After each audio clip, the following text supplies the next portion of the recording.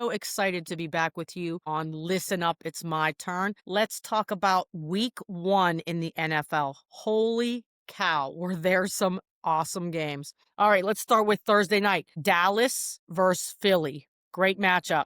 Dallas, he looked decent, but let me tell you, Dallas really missed Micah Parsons. Quite evident. So hopefully down the road, with all the draft capital that Dallas got, they will be able to restock. I probably would have done that same type of deal. I wouldn't have had it drag on as much, but I don't think I would have paid Micah. Some of these players are getting an astronomical amount of money. So I probably would have passed on Micah myself. Philly, they lost a lot on their defensive side of the ball, but they got the win. 24-20. I was super disappointed in Jalen Carter for spitting towards Dak, or not towards, on Dak Prescott to start the game. Very, very poor sportsmanship. Replays did show that Dak spit in the direction of Eagles players, not on them. So it might have been a little bit of an instigating kind of deal, but you still have to keep your composure because he really hurt his team. And the game plan was just out the window, totally out the window at that point, because I'm sure, being such an all-pro, they were game planning for Jalen Carter and no longer had to. So they were able to do some things. So I think the game would have been a totally different score. The outcome would have been the same, but I think it would have been a larger discrepancy. Friday night, oh my goodness, Justin Herbert, way to put on a clinic in beating Kansas City and Patrick Mahomes. He rushed for about 40 yards, threw for about 360 or something like that. So he was like everywhere doing everything, Justin Herbert. I feel bad for Patrick Mahomes because Travis Kelce, he took out his own guy, which really hurt them. And, he's another instigator, which we all know. They did not throw Tart out of the game. He batted, swatted down a couple passes, and he also swatted Travis Kelce's face. Did not get him ejected, which I was a little bit surprised about. When they were talking about why he didn't get ejected, it was saying that he didn't have a closed fist. So let me tell you, if I don't have a closed fist, I guess I can hit you pretty darn hard and remain in the game. Now I'm sure he'll be facing some type of fine, but with the amount of money that these players make, it's a drop in the bucket. All right, so Kansas City's in a little bit of trouble. Thin at wide receiver, and I do not know how long their receiver is out, but any length of time is going to hurt them because, oh my goodness, they're going to start 0-2 probably because they play the Eagles. On to Sunday. My gosh, I needed like a picture-in-picture. I needed all kind of screens going because there were so many good games, and of course, I couldn't watch them all because I had to watch my Steelers. We'll talk about the Steelers in a minute. Let's just get through the other NFL teams. So, Baker Mayfield. Oh my gosh. Thank God he's not in Cleveland anymore. That guy, he's just an Energizer bunny. He goes all in and you can never count him out because he did it. He came back at the end of the game and he beat Atlanta 23-20. So he's another beast because he just doesn't go away. He just does not go away. I'm really disappointed in the Cleveland Browns. Oh my goodness, you could have not played any better in most aspects. You doubled Cincinnati in first downs. And you had a missed field goal of 36 yards, so maybe you'll be looking for a kicker this week. Total yards, holy cow, Cincinnati, Joe Burrow. They played their starters a ton in the preseason because they didn't want to start slow. Well, it didn't work because you had 141 yards, total yards. Burrow threw for under 100 yards, and Cleveland, total yards 327. Flacco, he threw a ton. His arm is going to be so sore for a couple days, and he's going to be getting a couple ice baths. He never goes away either. What is he, 41 years old? He's just incredible. I always feared Flacco because it seems like every time him and Mayfield, it's like, oh my gosh, here we go again. They're battling, and something good usually happens with Flacco. But when he throws it like 45 times, you're going to get a couple interceptions. So you have to look, the good and the bad. Maybe they need a little bit more of a run game. Miami and Indianapolis. Oh my goodness, Tua. Here's the thing with Tua, and I said this a few years ago. The poor guy has gotten hit so many times that he has to have CTE, which we're not going to find out until they study his brain when he finally does passes, hopefully at the age of like 93. I would have retired. It is not worth it. The game of football is not worth it. You have a family, get into coaching or something. He's been hit way too many times and he came back too early, and the organization was not looking out for his best interest, my point of view. So he struggled mightily. And then, of course, Hill had a couple comments, but you knew that was coming because he commented all last year and he said he wanted out of town. So he's not going to wait that much longer before he says, I want to trade. Indianapolis, you look good going with your starting quarterback, Daniel Jones. Giants didn't want him. Daniel Jones, way to step in. Way to step in and do your job. Anthony Richardson, he's now the backup quarterback. He can't be upset. The organization made a great decision in going with Daniel Jones. He's a competitor. So, way to step it up and bring home the W for your team. Commanders, 21. Giants, 6. Russ. Dinkin Duncan didn't get many yards. Brad Dable, he's got to worry about his job. So my guess is Jackson Dart will get in sooner rather than later. I've heard that Russell Wilson has already been given the go-ahead to be the starter for game 2. But like I said, I think he's on a short leash, and I understand why they start the veteran and they don't want to do it in reverse and start Jackson Dart too early and then have Russ come off the bench because a veteran ex-Pro Bowler is not well. Last year, but that was kind of default because everyone bailed on the Pro Bowl. But you can't give Russ that much more time. You can't get in such a hole in your division and be already out of it midway through the year. Another fabulous game. NFL did this on purpose. You know it. Green Bay, Detroit. Green Bay 27, Detroit 13. Green Bay might be the team in the NFC. I'm telling you.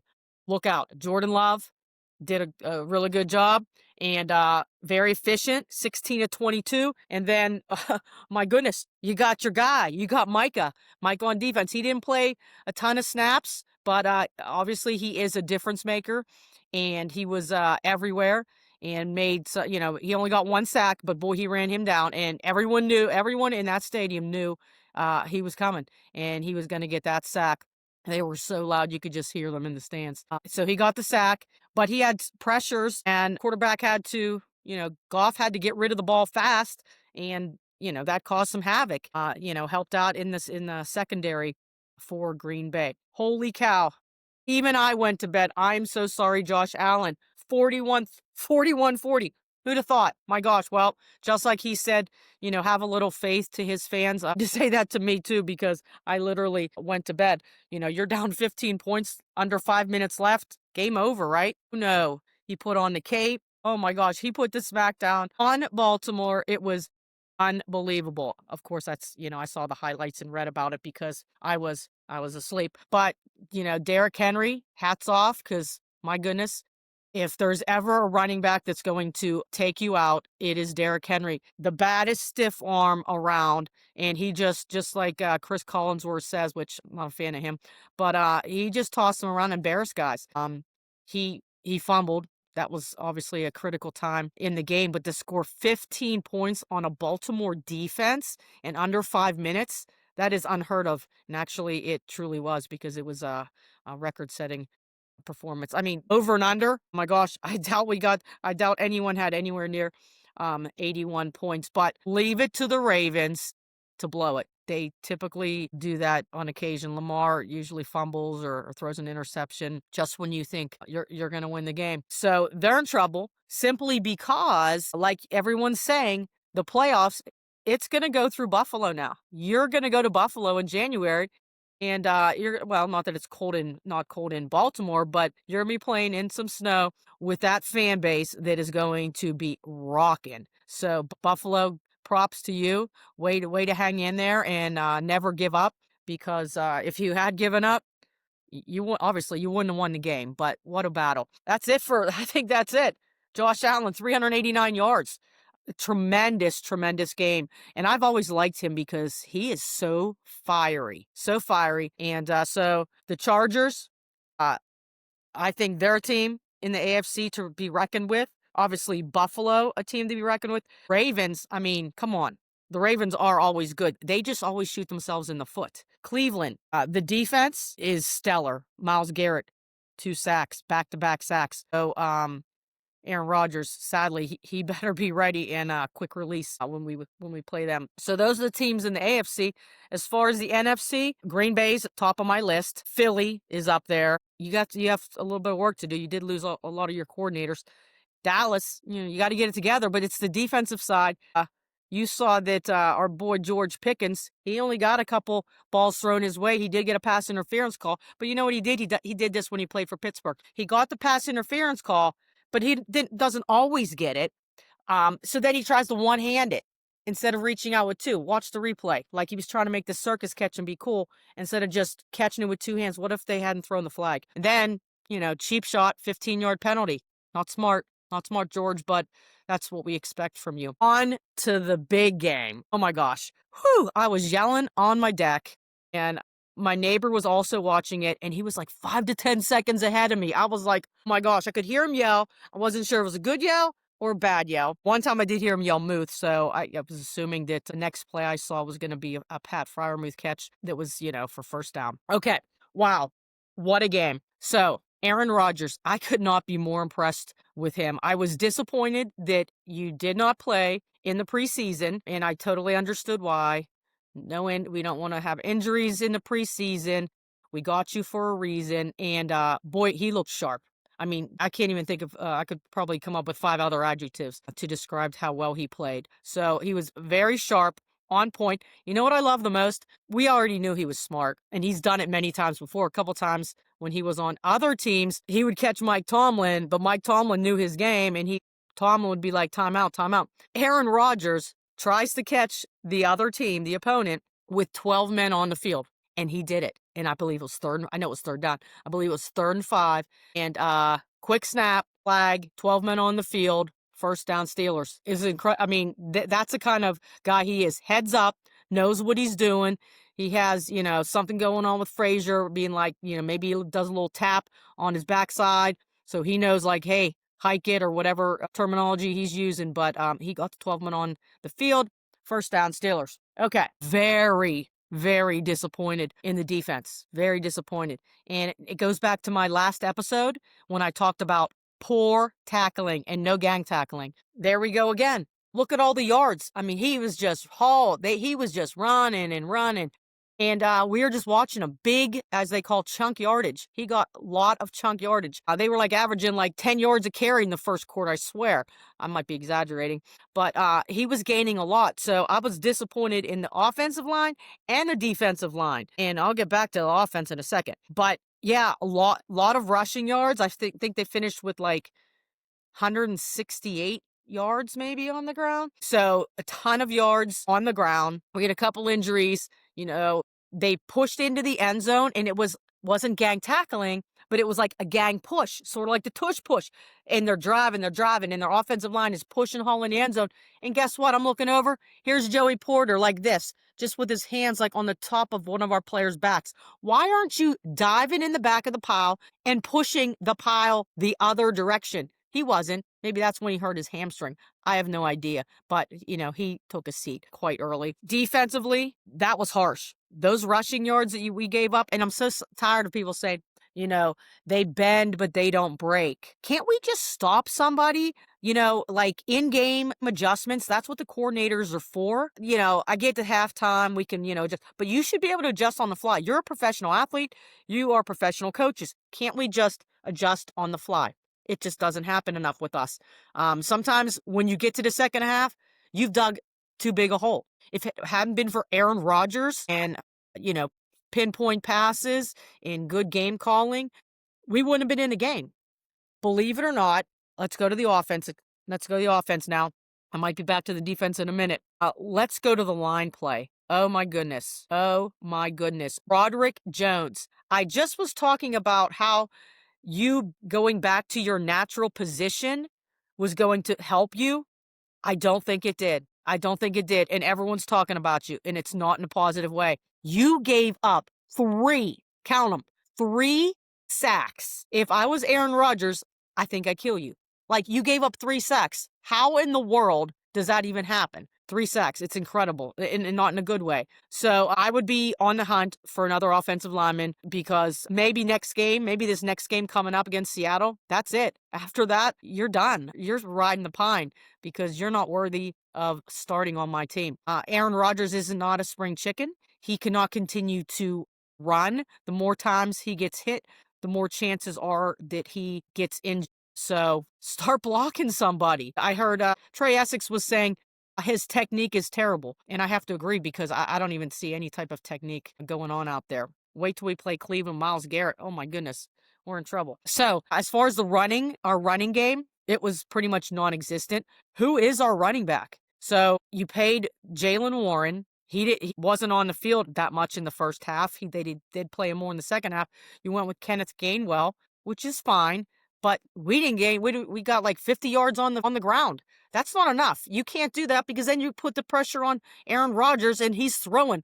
We don't want him throwing 40 passes a game, though. If that's what it takes to win, we're going to have to do it. So we got Jaylen Warren, Kenneth Gainwell, and Caleb Johnson. I don't think they have enough confidence in Caleb Johnson. He actually did fumble. He was our kick returner, and he did fumble, but luckily we got the ball back. So, we can't turn the ball over. We didn't, and that was the difference in the game. Kenneth Gainwell also gave us a great play, which turned the game around on special teams. Ran down the field, good hustle, reaches in, hits the ball from the kick returner, who was actually not to be the starting kick returner.